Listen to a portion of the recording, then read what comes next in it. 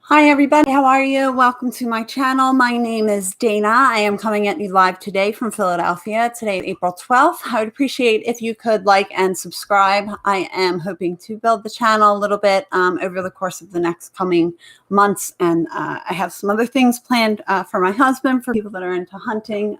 We are going to be attaching a webcam to him and sending him into the woods to see what he can capture, not just bring home for dinner, but bring home some film for me to edit. And so I've been getting into that.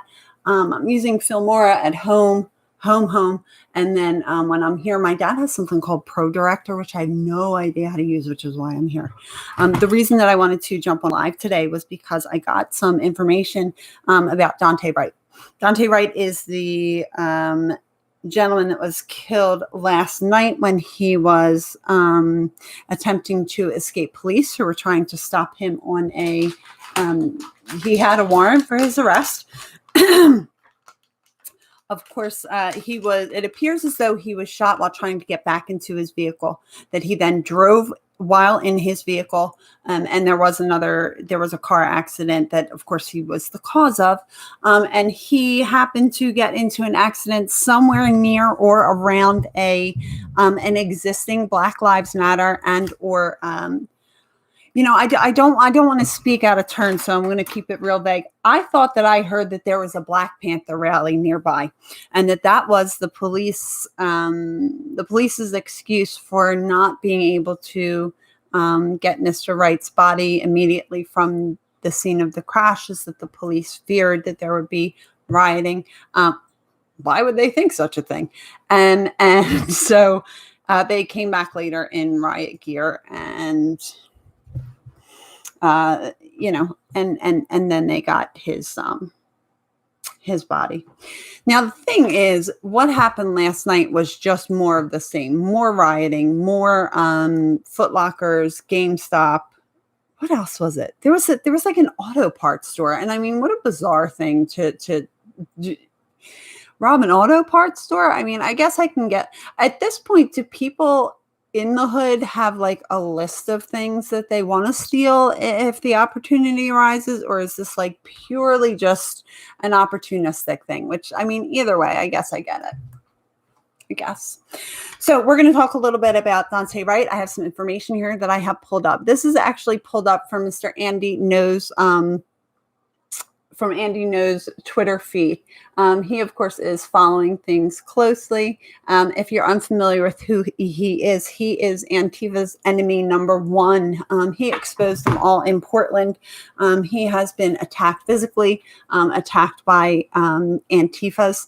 Not that they exist, right? And now he is kind of covering Black Lives Matter and the Chauvin trial. So Dante Wright was in the process of getting arrested for a weapons charge and escaping police before he was killed yesterday, which sparked, of course, rioting and looting. The criminal complaint said that he had an illegal Ruger 45 pistol and he skipped a court date earlier this month. So now when we look at pictures of his Facebook page, a lot of them show him holding large stacks of cash and weapons. I have several pictures here. Now, the thing is, pictures can be doctored to show anything that one wants. And so can we even really trust those? I don't know. I really don't. Let's see.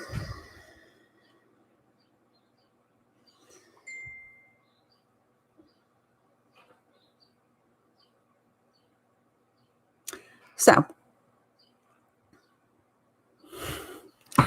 I don't understand any of this. As you know, just looking at the pictures from his Facebook feed, I have to say he doesn't look like a good church-going boy. He looks like a criminal. He looks like he would be out looting the Foot Locker himself, given the opportunity. His mother came out and said, tried to speak to the people that I suppose were at the police station to kind of urge them to be patient and to wait For more information before jumping to conclusions. Of course, those warnings were not heeded because we really know that for folks that would loot and do that, it is not about Black lives in any way, shape, or form. It's simply an opportunistic crime. And unfortunately, in some of these neighborhoods, it's almost becoming a criminal is almost a rite of passage, particularly for young men without father figures.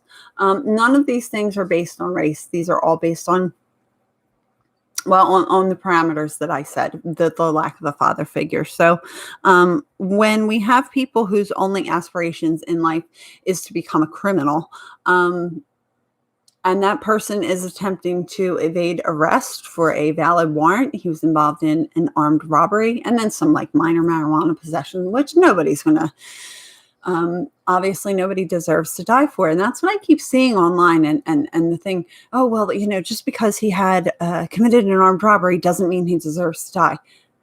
Nobody said he deserves to die, but I really like the way Steven Crowder put it, is there's a difference between, saying that someone deserves to die and saying that someone has lost the right to live. And so I get it. Once you have actively decided that you're going to evade the law, that you are going to not show up for court, that you are going to be in possession of an illegal firearm, when all of those things are taken into account, this is not somebody who deserved to die, but this is someone who abdicated his right to live. He did not have to die that day, yesterday. He could have complied. He could have complied. He would be alive today had he complied. He would be alive today in jail, which he didn't want to be, and I get that. But it certainly wasn't worth it. It seems as though there was a female passenger in his car. I'm unfamiliar at this point with her status, who she was in relation to him, her reason for being in the car, et cetera, et cetera. What I do know for certain is what I have stated so far. The mother has come out to speak out against this violence. I have not heard anything from a father figure or any other family member at this point. Let me know if you guys have any more information on that.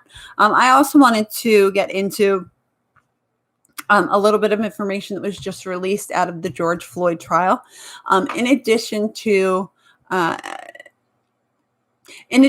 George Floyd's friend, who is actually George Floyd's drug dealer, pleading the fifth and refusing to testify, despite the fact that he said that he was going to be the voice of George Floyd back when this happened.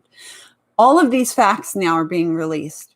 Had these facts been released when cities were burning down, when immigrant and Black neighborhoods and businesses were burning to the ground, when 20 some odd people were being killed, sorry, I don't have my glasses on, so I have a headache. Lord, okay.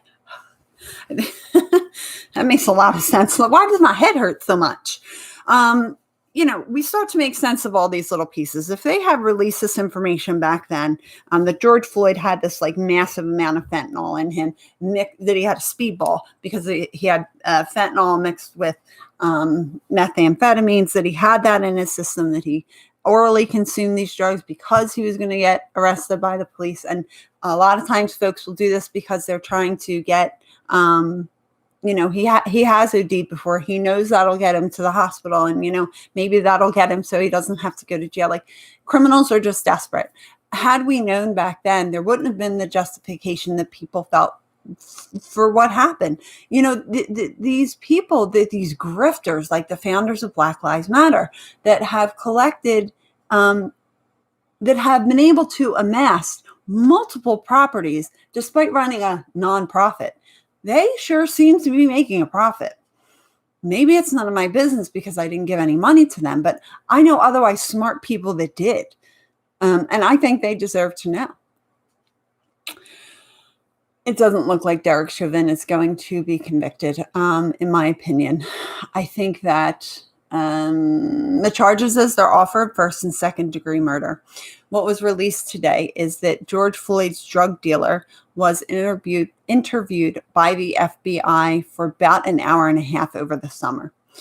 The prosecution doesn't believe that the jury should be able to see that videotape.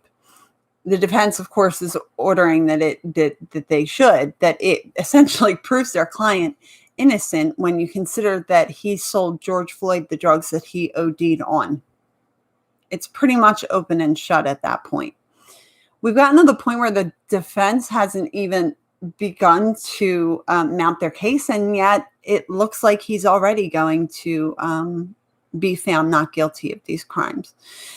This doesn't mean that I think that he is not guilty of the crime, just that I think that that is what the jury is going to find, unless they decide that they want a sacrificial lamb, and they might, and that's certainly a possibility, a really terrifying possibility, because what's going to happen now, we also had these two officers that pulled over the guy who was I think he's a lieutenant, but I could be wrong. So please don't quote me on that.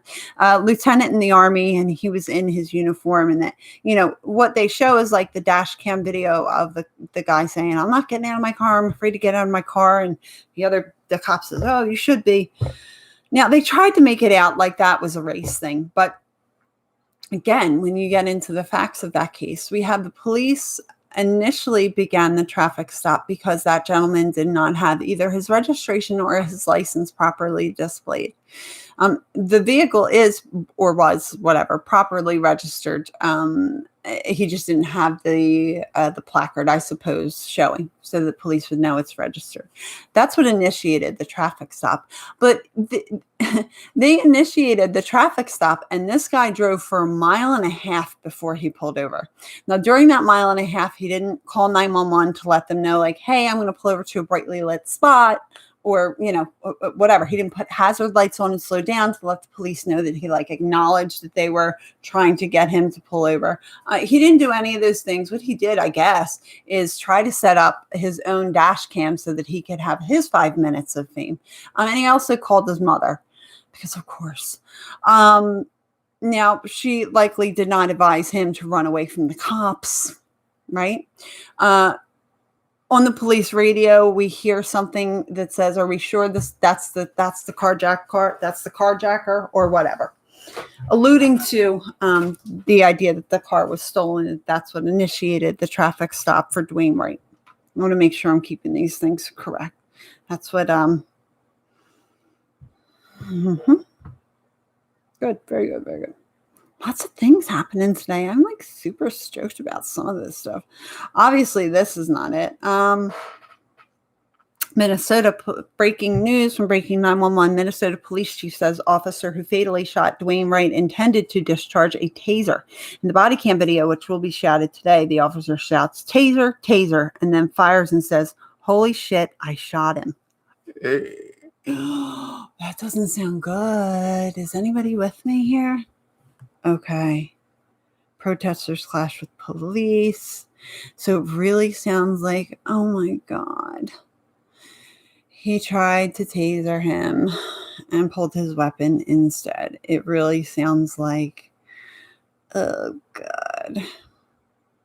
I don't even know what to say. I can't imagine. Here's an interesting tweet. People looting right now do not want police reform. They don't want justice. I guarantee they don't care at all about the young man who was shot. And that's true. They want zero police so they can commit criminal acts without being stopped, just like they are right now. It's pretty much true. Oh, man. Her taser? Her gun. She then shouts. Okay, so it really doesn't. I mean, it doesn't have anything to do with this race, does it?